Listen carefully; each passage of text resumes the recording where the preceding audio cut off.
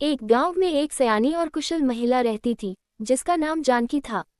जानकी का एक परिवार था जिसमें बेटा रामू, बहू सीता रहती थी। जानकी की रसोई पूरे गांव में मशहूर थी, क्योंकि वह पकवान को अपने हाथों से बनाकर स्वाद में चार चांद लगा देती थी। समय बीतता गया और जानकी के अब बूढ़े होने के कारण उसकी हालत कमजोर होती गई। उसने अपने बेटे और बहू को बुलाकर कहा, रामू और सीता, मेरी तबीयत अब ठीक नहीं रहती, इसलिए मैं चाहती हूँ कि आज से रसोई की जिम्मेदारी तुम दोनों संभालो। लेकिन याद रखना, इस रसोई में हमेशा प्यार और सहयोग बना रहे। रामू और सीता ने उनकी बात मान ली और रसोई का काम संभालने का जिम्मा लिया। लेकिन जब रसोई का जिम्मा उनके ऊपर आया तो उनमें आपसी मतभेद शुरू हो गया।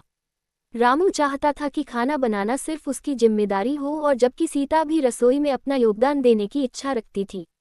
धीरे धीरे यह मतभेद झगड़े में बदल गया और रसोई का वातावरण गर्म हो गया। इस समस्या को सुलझाने के लिए जानकी ने एक दिन दोनों को अपने पास बुलाया और कहा, देखो बच्चों, रसोई का बंटवारा कैसे किया जा सकता है। एक रास्ता निकालना ही पड़ेगा ताकि सब कुछ शांति से चले। जानकी ने सुझाव दिया कि रसोई को दो हिस्से में बांटा जाए, एक हिस्सा रामू का और दूसरा हिस्सा सीता का। अगले दिन से रामू और सीता ने अपना अपना हिस्सा संभालना शुरू किया। रामू ने अपने हिस्से में अपने तरीके से खाना बनाना शुरू किया, जबकि सीता ने अपने हिस्से में अपनी पारंपरिक और स्वादिष्ट रेसिपीज के साथ काम शुरू किया। दोनों ने अपना अपना काम बखूबी निभाया, लेकिन कुछ ही दिनों में गांव वालों को यह महसूस हुआ कि अब जानकी के हाथों का वो पुराना स्वाद नहीं आ रहा है। रामू और सीता के बीच संघर्ष का असर खाने के स्वाद पर पड़ने लगा था। धीरे धीरे लोग उस पुराने खाने को याद करने लगे और जानकी से उसके बारे में पूछने लगे।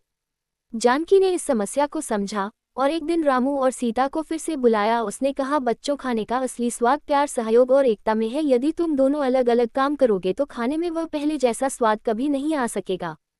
हमें फिर से कोशिश करनी चाहिए कि दोनों मिलकर काम करें और अपने अपने गुण को मिला के काम करें। रामू और सीता ने जानकी की बात मान ली और फिर से मिलकर काम करने का फैसला किया।